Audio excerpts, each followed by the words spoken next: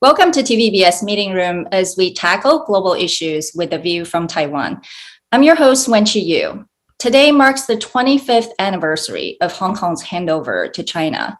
President Xi Jinping traveled to Hong Kong, his first trip outside the mainland since the pandemic started 2.5 years ago, to participate in the swearing-in ceremony for Hong Kong's new chief executive, John Lee. In his much-anticipated speech, Xi Jinping strongly defended Hong Kong's one country, two systems, and confirmed Beijing's ultimate authority over Hong Kong. While many do wonder if the so-called two systems still hold true. There's so much to digest, and we're pleased to have Dennis Kwok with us today. Dennis is a former member of Hong Kong's Legislative Council and a founding member of Civic Party, also a fellow of Harvard Kennedy School Ash Center for Democratic Governance and Innovation. Welcome, Dennis. Thanks for having me. It's a pleasure to be here. One country, two systems. Do people still believe that's the case in Hong Kong? No, I don't think so. I think the majority of the Hong Kong people really saw what happened to Hong Kong in the past few years as a complete takeover of Hong Kong by the Beijing authorities. From the changing of the election system, where we used to have some degree of democracy, that has been completely wiped out. And with the national security law in place, that is like the new constitution of Hong Kong. Replacing basic human rights protection and basically wiping out the whole of the opposition camp and also the civil society in Hong Kong, which used to be one of the most vibrant in the Asia-Pacific region. So walk us through why this is happening. You and Johnny Patterson recently published a paper for Harvard Kennedy School's Ash Center, sharing lessons learned in Hong Kong's unfortunately unsuccessful democratic movement, as you just mentioned. It is eye-opening in many ways, even though many of us may have thought we already know what happened in Hong Kong. Can you share with us the lessons learned from the Democrats in Hong Kong? Now, there are obviously fundamental differences between the situation in Hong Kong and the situation in Taiwan, as you well know, Wenqi, that Taiwan is basically a de facto independent country with its own civil government, with its own army, with its own completely integrated constitutional system. But Hong Kong has been laboring under the one country, two system for 2 decades. And it was beginning to get very, very difficult to get Beijing to honor the original intent of the two system, which is— And why is that? Why do you think there's that change in terms of Beijing's commitment to two systems? I think it really comes down to Xi Jinping and also the change in the international status of China. Now, remember when Hong Kong was transferred back to China in 1997, the number one goal of the People's Republic of China is to get into the WTO.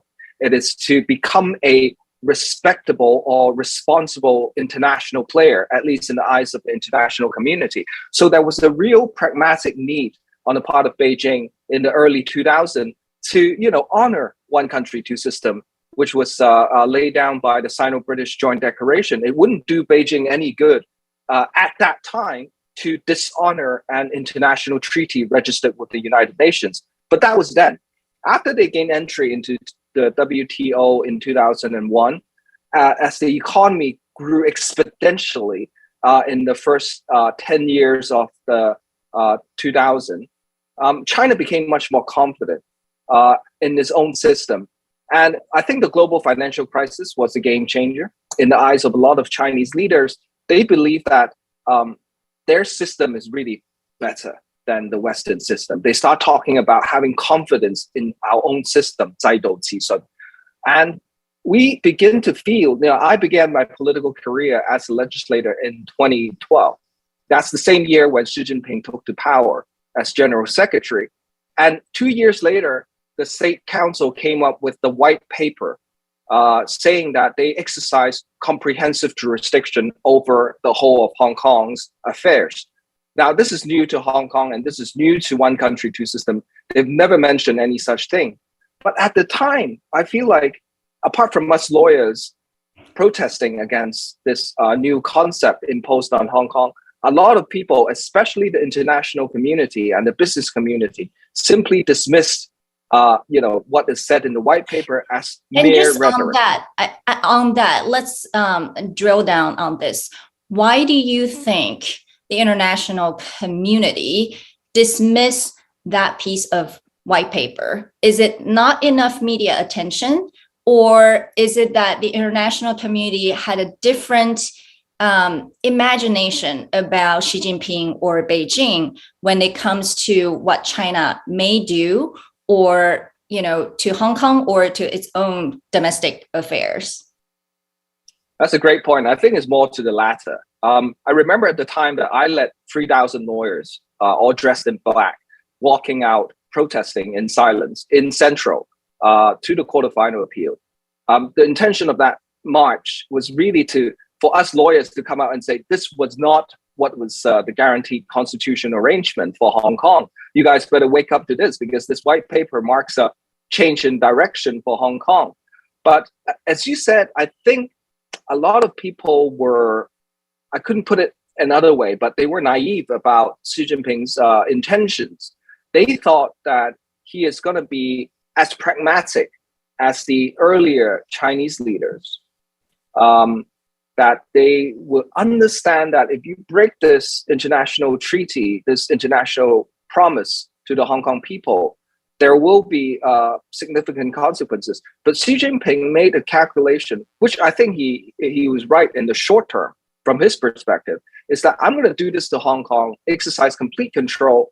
Essentially, the international community will still stay and do business in Hong Kong. The banks will stay, and we are financially strong enough to withstand any sort of storm that would be caused by this political move. And he was right. And why do you think, I think that is the puzzle to everyone, right? So it seemed that China was doing well economically. Hong Kong benefited hugely from that financial and economic development of mainland. So why does she want to change that trajectory? Out of what? For him, our experience is that politics and his view of nationalism trumps any other consideration. I think this is one of the lessons. You asked what are the lessons learned. I think this is one of the key lessons. Not only that we have to take his words very seriously when he talks about Hong Kong and also Taiwan, I think we need to take his words seriously. Secondly, I think we need to understand that for him, the nationalistic consideration is always the more important one, much more important than the economy. You could see that in his way of handling not just Hong Kong, but how about the COVID zero policy? Yes. That's tanking the economy in China, but he doesn't seem to care, because for him, the nationalism of China, his communist belief and ideology actually is much more important than any of the other considerations. So that is the policy driver. Now, just coming back to Hong Kong a little bit, from the mainland's point of view, at least the mainland state media, Hong Kong's problems were caused by foreign forces. It was instigated by foreign forces led by the United States. That's what they believe in. That's what the narrative that they sell to the Chinese people domestically.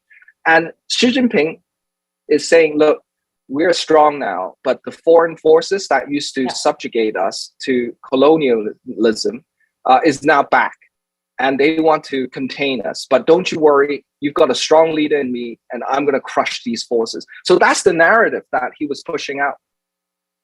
Yeah, absolutely. Even the speech just less than 12 hours ago that he delivered at the ceremony, he started again talking about Hong Kong's history, right? How Hong Kong used to be a colony of foreign forces, but now it's back to China. And so the future is even better because it's back.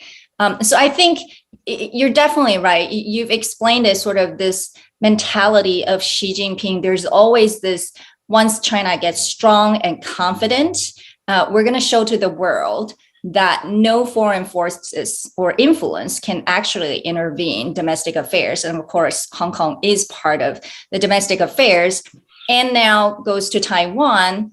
What are the other things that Taiwan should pay attention to? Because you actually mentioned, the most interesting part, I think, is Beijing's sort of long-term strategy in sowing divisions in the pro-democracy camp, basically dividing the moderate Democrats and the so-called localists. You also compare the moderate Democrats to today's KMTs in Taiwan. Can you say more about that? Now, obviously, the analogy is not perfect, but as a moderate Democrat myself, I found it increasingly hard, especially towards the end of my political career, to defend one country, two systems. Something that is obviously failing, something that's obviously not working, but we were not able, as moderate Democrat, to come up with a coherent political strategy to address the concerns that a lot of the Hong Kong people has, especially the young people. You see, from the young people's point of view in Hong Kong, they didn't sign up to this thing. They didn't really believe in one country, two system. Okay, so you tell me it works over the years. I believe in you, but no longer can I trust you because one country, two system is not being honored by Beijing. So what are the alternatives? So the localists, they came up with a much more radical, assertive view of what Hong Kong's position should be. Some advocated even Hong Kong independence, but something that we moderate Democrats were unable to do. Because we have been saying that let's believe in one country, two system, let's make it work for so many years, that we were unable to extract ourselves from that political position. I think KMT in Taiwan is facing the same problem, that China is saying, one country, different interpretations is actually meaning one country, the People's Republic of China, and the one country, two system model that we offer to Hong Kong. This is the deal on the table. Take it or leave it. And the Taiwanese people are saying, we don't want one country, two system. I think the polls are saying that overwhelmingly, they're saying no. But the KMT is somehow unable to address this, the overwhelming sentiment of the Taiwanese people is that we don't want one country, two system. So what are you going to offer us? DPP seems to have a better solution or a much stronger stance than you do. And I feel like, as I said, the analogy is not perfect, but the moderate Democrats were trapped in the same problem for many years because Beijing failed to honor its promise to the Hong Kong people. And that's, I think, one of the political lessons learned. So it seems like Beijing also made a miscalculation when it comes to Hong Kong then with an eye towards Taiwan because it failed to honor the one country, two systems. What are the other sort of tactics or strategies Beijing has deployed over the years? You mentioned red capital, which is a really interesting concept as well. And also, of course, the United Front's work on infiltration of Hong Kong's media. Can you just sort of address these 2 points? Yeah, I think it is important to remember Hong Kong real strength lies in its status as the international financial center. But that too has changed over the years. Now, let's roll back to the early 2000s when we resumed sovereignty, when the PRC resumed sovereignty over Hong Kong. Hong Kong was truly an international financial center in the sense that all the international capital from the UK, US, and Europe were the dominant forces at the time in Hong Kong. It is the US investment banks that were doing all the big deals. They were doing all the big IPOs, M&A. The private equity funds were all mainly US dominated. But gradually that changed, especially after 2010. What we see in the statistics is that over 60 to 70% of the major listed companies in Hong Kong are PRC companies. And they are pushing out a lot of the other blue chips out of the composite index. And you see that a lot of the private equity firms, investment banks, the ones who are getting the big deals for the IPOs are the ones who are Chinese run, Chinese owned. And increasingly, they are now the number one in terms of the mover and shakers of Hong Kong's capital markets. So over the years, that has happened. And what people outside of Hong Kong perhaps didn't realize is how dependent we have become on red capital instead of international capital markets. We have depended on finance from the mainland to drive our economy. We've depended on the so-called favorable policies from the mainland that benefited a small percentage of Hong Kong people over the many others. But the small percentage of Hong Kong people are the ones in power. And they have become completely economically reliant on China as an economy, which basically meant that the elites in Hong Kong, those who are in the top business and in the top government level, they are completely subjected to Beijing's. Yeah, they completely subjected themselves to Beijing economically. That left them with very little choice but to just obey Beijing's order. The key difference between the big protests in 2003 and the big protests in 2019 is that in 2003, at least you see the business, the local Hong Kong business coming out to say no to Beijing. No, this is wrong. You shouldn't be doing this. We're not supporting you. And that would basically change the course of the direction in 2003. But in 2019, even though 2 million people came out, none of the Hong Kong local business people were courageous enough or willing to come out and say to Beijing, look, this is the wrong direction. You're just doing this in the wrong way. But that was, I think, one of the key differences between the Hong Kong now and the Hong Kong back then. So a key question for you. A lot of people, observers in the West in particular, are very worried about Hong Kong's international financial hub status, right, after 2020, and especially the national security law. Do you think that's actually going to change Hong Kong's financial hub status, or by China or Beijing's intentional bringing Hong Kong and integrating it into sort of the mainland economic development system, Hong Kong is actually economically and financially will be fine? Now, I think you probably read in the news that a lot of the expats in Hong Kong, especially the US banks, the investment funds, are moving the people out of Hong Kong to Singapore or other parts of Asia. You probably read news about that recently. And they say it's because of COVID, because of the hard quarantine measures that Hong Kong still has in place when the rest of the world is opening up. Now, people sometimes fail to make the connection between the hard COVID zero quarantine measures and politics. They think the two are separate. In fact, they're not.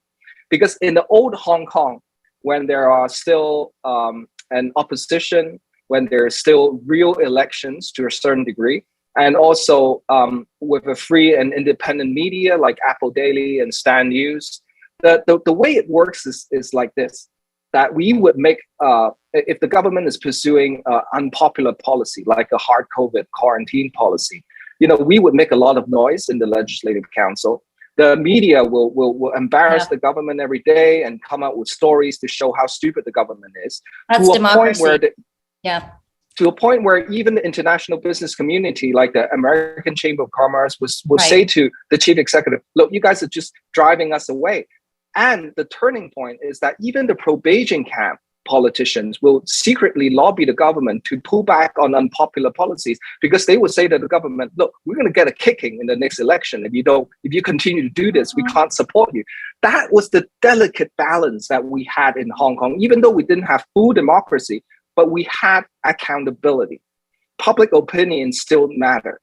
But now, with the election system completely changed, with no freedom of the media, with no longer that the politicians and officials no longer have to care about the Hong Kong people's opinion, they only had to follow one thing, and they can only follow Beijing's policy. If Beijing say COVID zero, hard quarantine is our national policy, Hong Kong has no alternative but to follow it. Now, that's the key difference between the new Hong Kong and the old Hong Kong. So the international business is saying, oh, why are you pursuing this COVID hard quarantine policies, really driving business away? We cannot keep our people here. My manager on the ground in Hong Kong is going crazy with his wife being sent to a concentration camp in Penny Bay. Yeah. So that is the kind of differences we're seeing. And I'm afraid that Hong Kong's economy and most of the important strategic decisions will continue to be driven by domestic political considerations in mainland China, driven by the CCP. That is the key difference. We used to have a high degree of autonomy. Now we've lost it. So everything that you see happening, I think, will be driven by domestic political needs in China.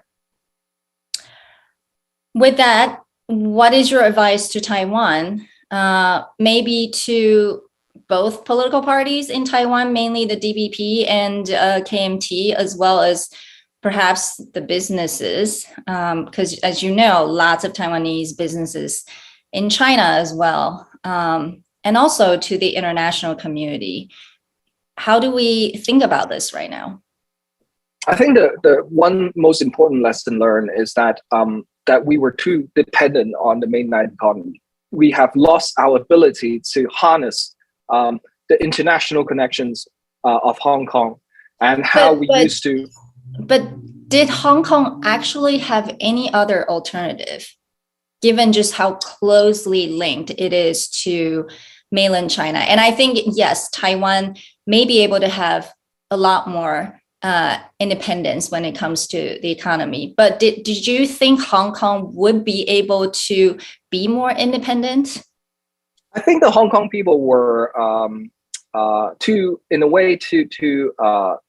complacent, about the whole situation for far too long. And when we had a choice to go international, when we had a choice to become more integrated to the international system, we didn't take that chance, and we were just too complacent in relying on the mainland economy because it was the easy thing. It was easy. People rely on easy options. So I think my advice to Taiwan is that don't rely on easy options. Think about the question in a more sophisticated, long-term way, in ways that will protect your national security and your national economy. That's number one. Number two is do not let CCP politics or United Front to divide your society, to make it even more polarized. Because what we saw in Hong Kong was the society became very polarized, that it was very easy for CCP to take over Hong Kong because the Hong Kong people were polarized by domestic politics. In many ways that you see, that's happening in Taiwan as well. The polarization of politics between the blue camp and the green camp is making things easy for CCP to infiltrate and also to exercise the United Front network. And most importantly, I think, is that you've got to take Xi Jinping's words seriously. I think this man means what he said when he said that he will not leave the Taiwan question to the next generation. I think we should take it seriously on its face and not just dismiss it as communist rhetoric, as we have learned painfully through the Hong Kong lesson. Well, thank you. This has been excellent. We have two students from Zhengzhi University graduate school joining us today to ask you some questions. First, we have Cindy Lee. So Cindy. Okay, good morning, Mr. Guo and dear host Wenqi. My name is Cindy. So thank you for having me to have a conversation for this meaningful topic. Based on today's topic, I'm curious about, as we know that the infiltration of the CCP capital in Hong Kong seems to have slowed down the solidarity of foreign capital. Whenever there is any political incident happening, it dawns about me that the use of important corporate influence, such as the chip industry in Taiwan, for example, TSMC Taijidian, might stimulate the international power to help because of needs. So based on what had happened in Hong Kong over the years, would you suggest that Taiwan should continue to strengthen the high-tech industry in order to increase the international solidarity of foreign enterprises for Taiwan? Thank you. Oh, I think absolutely, without question, that you should harness the international network and international community as your strength. I think one of the lessons we learned is in Hong Kong that happened too late. We were too complacent in relying on the mainland economy and access to mainland capital, that we became lazy, essentially. We became lazy, and that weakened our internal system. I think Taiwan has a lot going for it, especially as you mentioned, the high-end semiconductor industry is world-class, and do not allow that to go to waste in terms of your international leverage. Because at the end of the day, what China is going to do, what the CCP leadership is going to do, they're going to make a calculation to ask themselves, if we do this to Taiwan, what will the international community do and react? Are they going to be essentially pushed over and accept the reality like they did in Hong Kong? Or are they going to do more in order to protect Taiwan? I think that is the kind of calculations that is going through Beijing right now. They're looking at Ukraine, they're looking at how the West reacted to Ukraine, and they're thinking the same questions over Taiwan. Well, Asmita. Good morning, Mr. Kwok and host Wanchi. My name is Asmita and I'm from India. And my question is, in 2019, I was in Beijing on a language program, and right now I'm doing master's in Taiwan. So as a student who has been to these two places in different period of time, I'm curious about, how do you think the situation and the development in Hong Kong, do you think the situation and development in Hong Kong is pushing Taiwan further away from Beijing? Thank you. I think the election results in 2019 in re-electing President Tsai Ing-wen to the second term, I think that the Taiwanese people has sent a very clear message, is that looking at Hong Kong, we don't want to have anything to do with one country, two system. It's not working. It's not something we want for the future of Taiwan. And that is that's a game changer, because in the past, the situation of the Taiwan Strait have been basically managed through a peaceful ambiguity on both sides. PRC is not insisting that it must reunite with Taiwan, although the rhetoric is there, but there is a kind of flexibility towards the attitude of one China, different interpretations. We can sort of fudge the issue a little bit on the key questions over reunification. And the Taiwanese people has not previously outrightly said through an election that we will not accept one country, two system. That is the key issue, and the Taiwanese people, especially the young people, will not accept it, because this is not what they want. And things have almost come to a head because of that, because this ambiguity that we used to see over the Taiwan Strait is now becoming quite certain on both sides. What I worry about is the narrative that Xi Jinping needs to push forward. But what I mean by his narrative is this, that Mao Zedong founded the People's Republic of China. Deng Xiaoping made it rich. What is his narrative that will justify him to be the lifelong president, which is clearly what he wants to be. He wants to be a lifetime president, but he needs a political legacy in order to achieve that. In the words of Kevin Rudd, Taiwan is the holy grail of CCP politics. It is the only piece of unfinished business left by Mao's revolution. In order for Xi to become that leader that he wants to be, he needs to do something over Taiwan in order to justify and put himself up there with the other great leaders in modern Chinese history. And a divided Taiwan, a divided China doesn't suit his narrative, because his narrative is that he wants to make China strong again. He wants to make China great, the rejuvenation of the Chinese civilization. That is his narrative. And a divided China, or with a Taiwan that is moving further and further away from that narrative, is not going to play well in his domestic political calculations. So at some point, he will be under pressure, even, I would say, to do something over Taiwan. And that is why the world should be very concerned about the peace and stability over the Taiwan Strait. Well, that gives me chills. But finally, thank you, Dennis, for joining us today. As the world watches celebration in Hong Kong, Taiwan is certainly on people's mind. So thank you so much for helping us learn more about lessons learned in Hong Kong. We wish you the best and take care.